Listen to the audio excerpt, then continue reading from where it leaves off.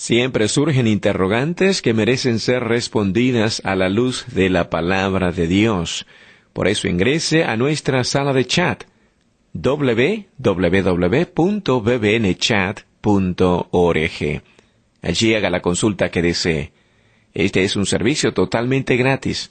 Muchas gracias por su atención y a continuación disfrute de su programa favorito.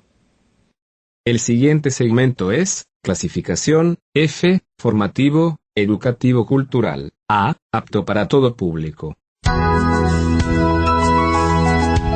Le damos una cordial bienvenida a nuestro programa Esperanza para el Corazón. Es nuestro sincero deseo que durante los próximos minutos juntos usted pueda ser animado y equipado con las verdades de Dios para los problemas de hoy. Y ahora con nosotros nuestro maestro José Velázquez.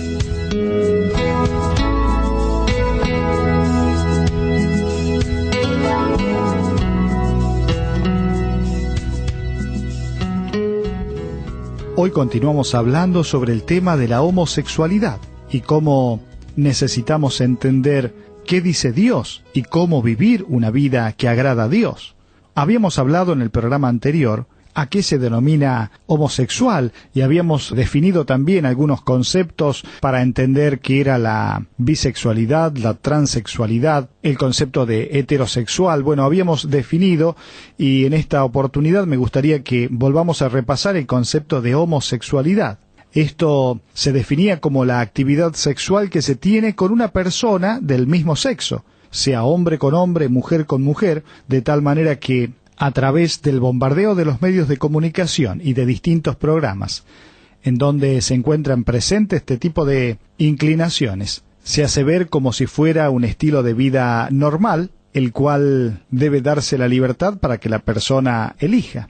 Pero es importante entender, y recuerde que nosotros estamos hablando desde un punto de vista bíblico, es importante entender qué dice Dios en su palabra. Recuerde que las filosofías, las éticas van cambiando de sociedades en sociedades. Sin embargo, la Biblia dice que la palabra de Dios permanece para siempre. Dice que aunque el cielo y la tierra desaparezcan, la palabra de Dios permanece para siempre. Por eso es importante no solamente pensar qué dicen los demás, qué dicen las personas, sino qué dice Dios en su palabra. También habíamos considerado algunas características y síntomas de lo que era la homosexualidad. Las dolorosas emociones del corazón de la mayoría de los homosexuales practicantes, que están enterradas dentro del corazón, tienden a controlar sus sentimientos y a dominar sus pensamientos. El dolor que experimentaron en el pasado hacen aumentar su necesidad de amor y alimenta su necesidad de seguir practicando las relaciones homosexuales. Muchas personas creen que han tenido ese anhelo desde que nacieron y culpan a Dios, si es que creen en Dios, por crearlos así. La persona piensa y dice: desde que tengo uso de razón, siempre he sido así. Sin embargo, lo que recuerdan no son los deseos homosexuales, sino un vago sentimiento de poco valor y dolor emocional. Y a menos que esas emociones salgan a la luz y se resuelvan, la persona homosexual continuará aceptando su falsa identidad. Recuerde lo que dice el salmista allí en el Salmo 51:6: «He aquí tú amas la verdad en lo íntimo, y en lo secreto me has hecho comprender sabiduría». Todas estas situaciones dolorosas afectaron las emociones, y hay emociones escondidas de soledad, de aislamiento, de culpabilidad, de vergüenza, de ansiedad, de temores, de ira, de hostilidad, de depresión, de desesperación. Cuántas emociones escondidas que nos llevan a tomar decisiones equivocadas. Pero también hay ideas incorrectas, de tal manera que esas emociones enterradas y sin resolver influyen mucho en nuestra vida adulta, porque tienden a distorsionar el pensamiento racional. Las personas adoptan un sistema de creencias que tuercen las verdades de la palabra de Dios y les dan una idea falsa de la imagen de Dios. Los que se sienten atraídos por la homosexualidad piensan que Dios les falló, por lo tanto no pueden confiar en Él. O sino que Dios nunca les perdonará, por lo tanto Dios quiere castigarme. o Dios no contesta mi oración, de tal manera que Dios no es un Dios personal. Bueno, las ideas incorrectas ganan nuestra mente y nuestro corazón y nos hacen ver el carácter de Dios de una manera distorsionada. Hablábamos de cómo los medios de comunicación y una sociedad alejada de Dios propaga y llena la mente de estas ideas incorrectas, de tal manera que la persona llega a pensar y a decir, la mayoría de la gente acepta, y si la mayoría lo acepta, entonces está todo bien. O lo correcto es vivir conforme a lo que dicta mi naturaleza. O tengo una propensión genética hacia la homosexualidad. Bueno, vamos trabajando en nuestra mente con ideas incorrectas, de tal manera que eso va a afectar nuestro estilo de vida y nuestras decisiones. Y habíamos comenzado a ver el tema de las causas y cómo existen etapas del desarrollo de la homosexualidad. Algunos caen en el comportamiento homosexual debido a la combinación de distintos factores de su desarrollo, que estuvieron presentes durante la primera infancia y la forma en que el niño reaccionó a ellos. No puede afirmarse de una manera fehaciente que un grupo específico de situaciones hacen a los niños propensos a la homosexualidad, pero es evidente que las causas principales son la mala relación entre padres e hijos y el abuso sexual infantil. En esta primera etapa, denominada la etapa del déficit, ya que el niño presenta un déficit emocional muy grande, se cree que el infante no recibió la calidad ni suficiente cantidad de amor y de apoyo emocional en la primera infancia. Por eso no desarrolla una imagen personal saludable, es decir, la forma en que se siente acerca de sí mismo, cómo se ve a sí mismo.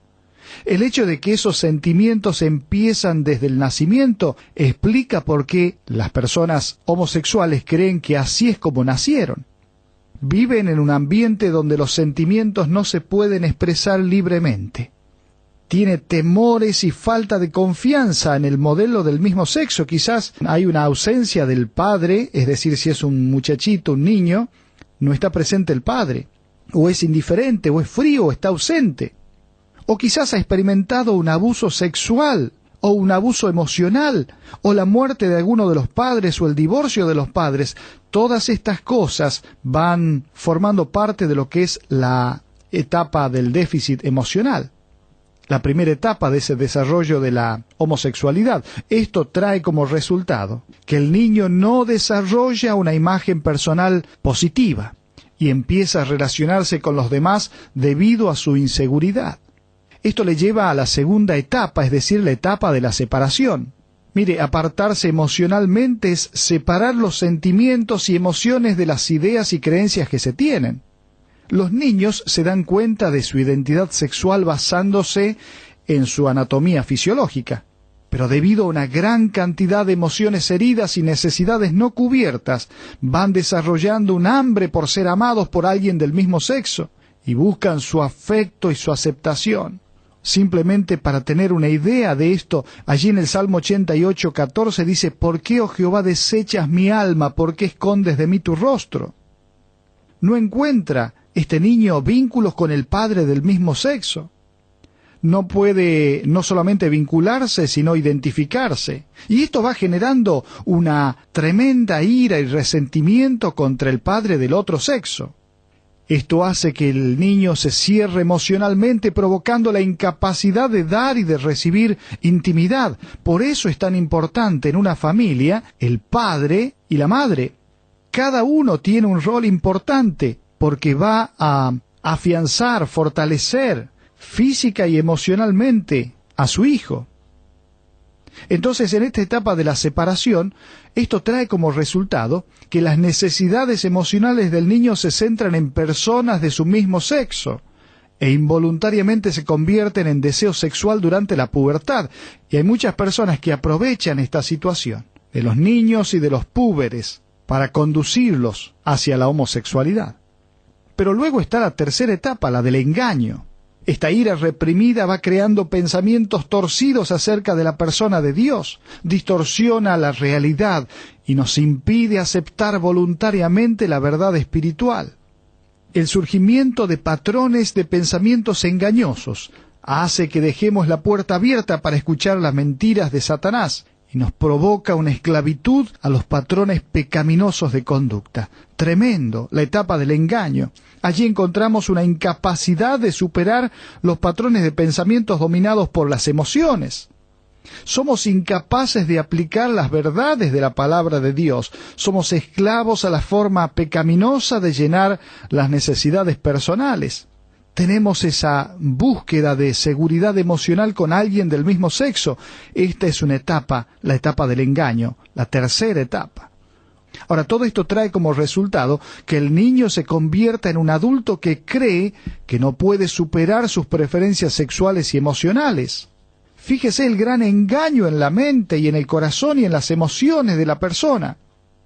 Pero luego llega la cuarta etapa, la etapa de la decisión, cuando la persona decide seguir un estilo de vida homosexual, basándose en las emociones a través de este engaño que ya vimos. Pero esa falsa creencia de que solo teniendo una relación homosexual va a cubrir su necesidad de amor y aceptación le lleva a decisiones equivocadas y a una falta de satisfacción.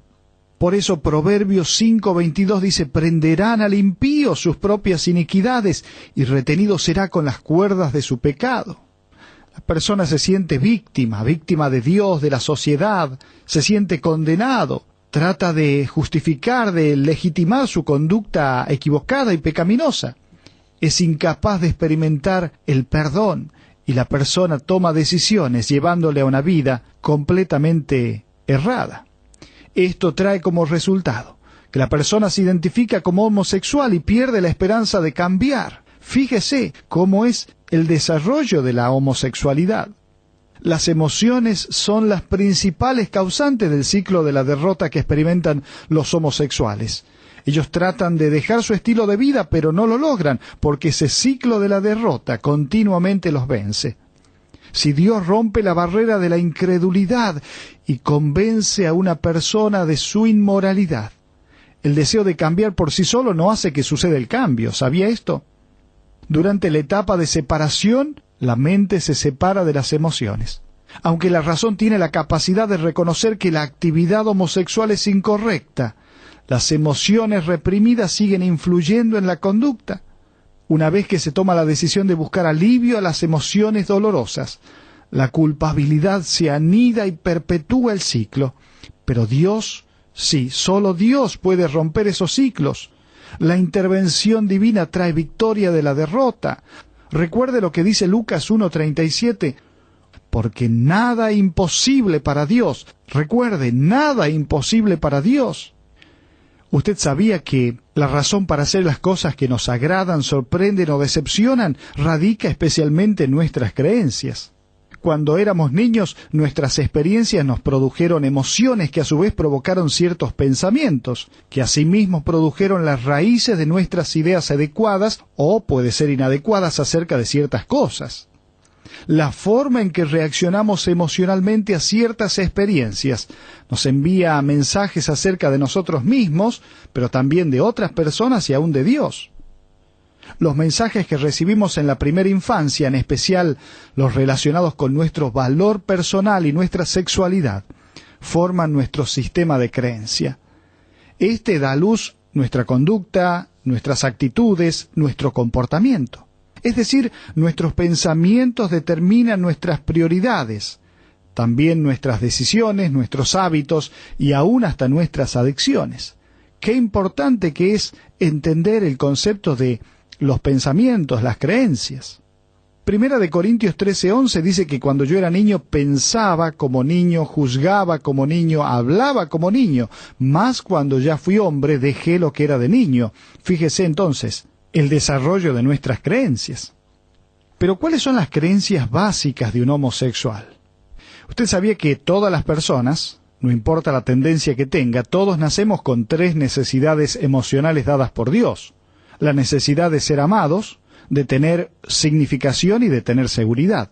Cuando estas necesidades no son cubiertas por nuestros padres o siendo niños no respondimos adecuadamente al amor de ellos, ocurre un vacío emocional que va distorsionando las convicciones de ese niño acerca de sí mismo y también de Dios.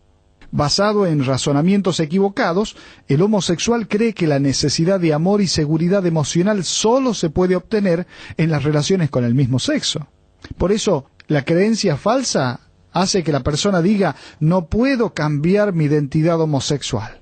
Por tanto, tengo el derecho dado por Dios de experimentar la plenitud, aun cuando sea con una persona de mi mismo sexo. Esta es la creencia falsa o equivocada.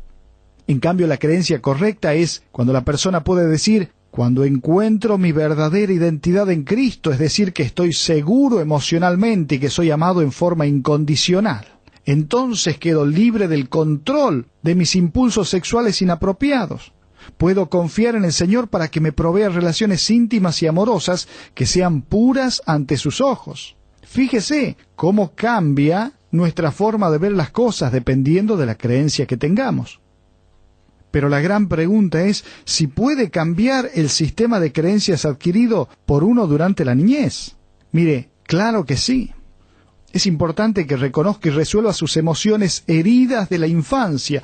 No es fácil enfrentar el dolor emocional, pero es absolutamente necesario para el corazón que está dolorido. Escuche, acepte, actúe conforme a la verdad divina. Decida cambiar su forma de pensar, póngase en línea con la mente de Dios. Recuerde que cuando uno tiene a Cristo en el corazón, Él nos va transformando. Como dice Romanos 12:2, no os conforméis a este siglo, sino transformaos por medio de la renovación de vuestro entendimiento, para que comprobéis cuál sea la buena voluntad de Dios, agradable y perfecta. Hoy en día vivimos en medio de una sociedad que argumenta cada una de las cosas que quiere hacer y que aún se obstina en hacer. No importa si Dios lo prohíbe, no importa si Dios dice otra cosa. Por eso la Escritura habla y dice que los pensamientos y los caminos de Dios son totalmente diferentes a los del hombre. Allí dice en Isaías 55:8, porque mis pensamientos no son vuestros pensamientos, ni vuestros caminos mis caminos, dice Jehová. Algunos argumentan que, puesto que Jesús nunca se refirió a la homosexualidad, Él no consideraba que fuera pecado. Mire, aunque Jesús no habló directamente del asunto de la homosexualidad, debemos tener en cuenta algunos aspectos. En primer lugar, Jesús nunca aprobó la unión homosexual, solo la heterosexual. En segundo, en Mateo 19, el Señor habló solo de la relación hombre-mujer para indicar que esa era la intención de Dios para el matrimonio.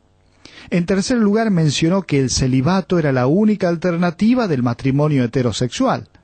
Pero en cuarto lugar, aunque abolió otras leyes, el Señor nunca abolió la prohibición contra el comportamiento homosexual, de tal manera que esto no es una argumentación válida.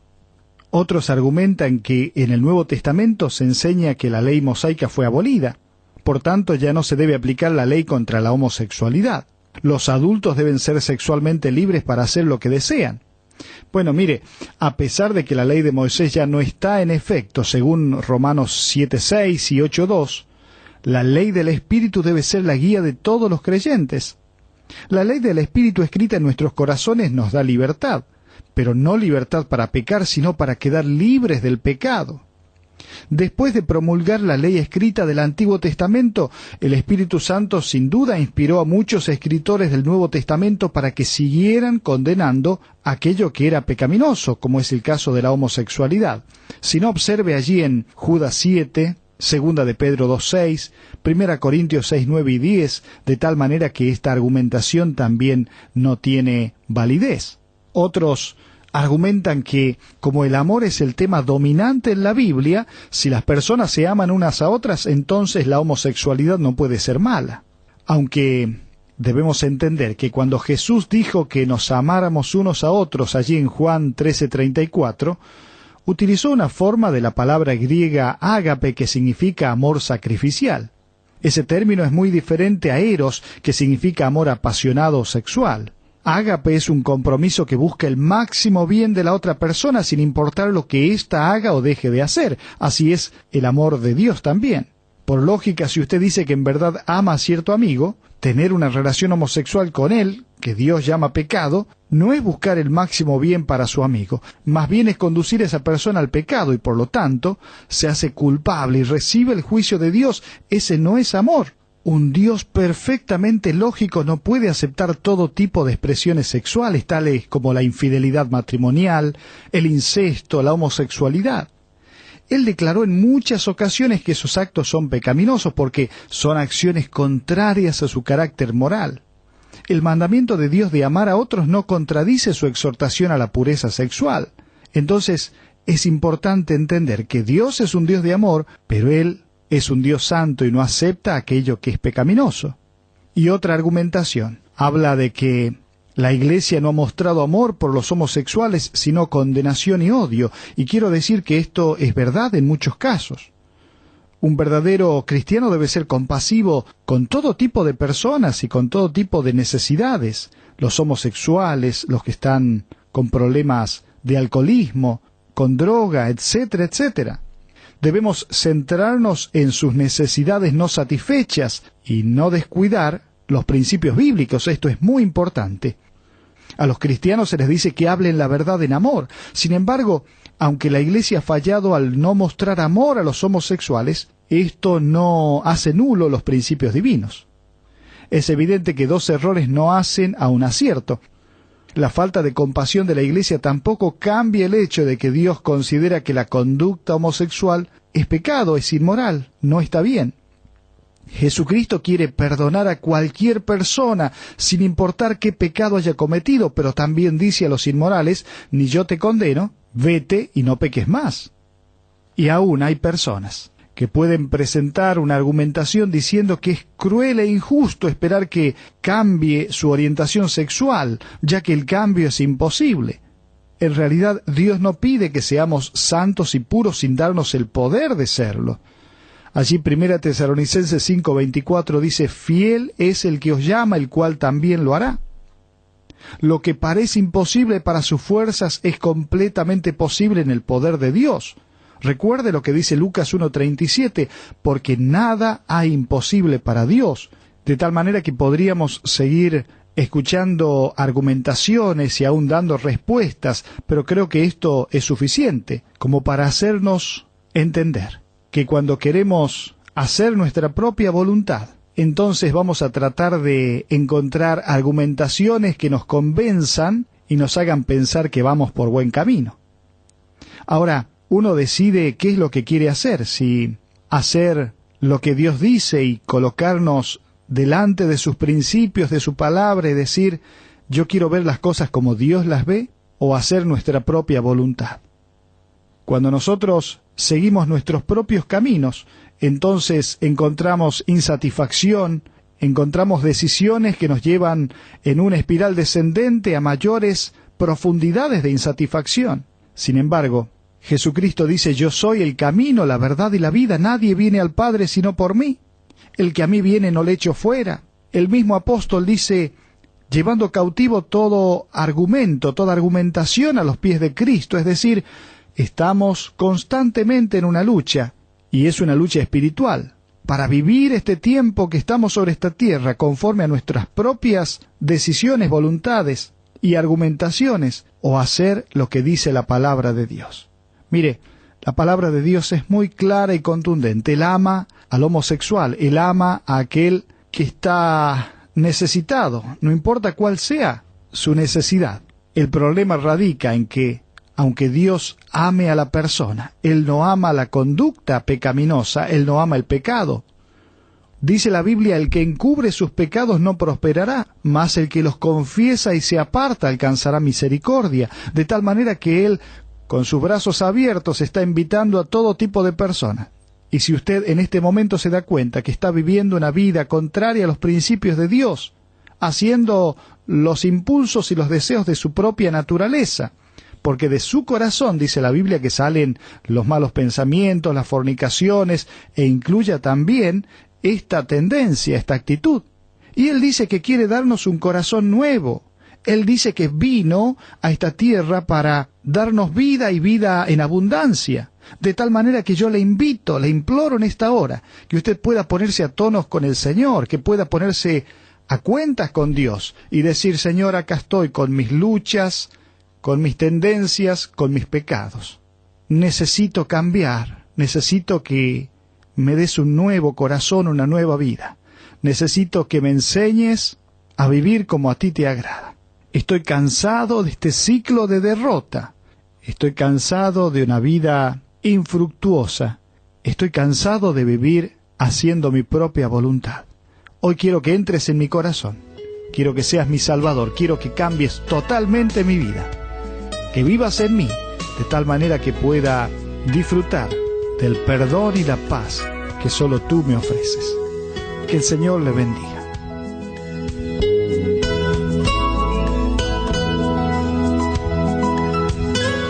Ha sido un placer para nosotros haber compartido con usted estos minutos juntos alrededor de la palabra de Dios.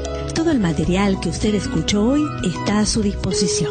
Para más información, le invitamos a que visite la siguiente dirección: www.esperanzaparaelcorazon.org. Esta es una producción de BBN.